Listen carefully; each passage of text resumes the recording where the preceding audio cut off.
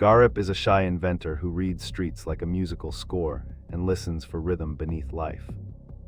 Each evening he tunes a street lamp into a sensor that records footsteps, whispers, wind, and bells from markets and stations. He then crafts tiny copper chimes that play the town's memories when lamps flicker, guiding walkers home. Passers-by hear forgotten conversations return as melodies, steering minds toward untold alleys, friendships, and lasting connections. In the end, Garip reveals his talent not in noise, but in turning ordinary echoes into direction for every passerby.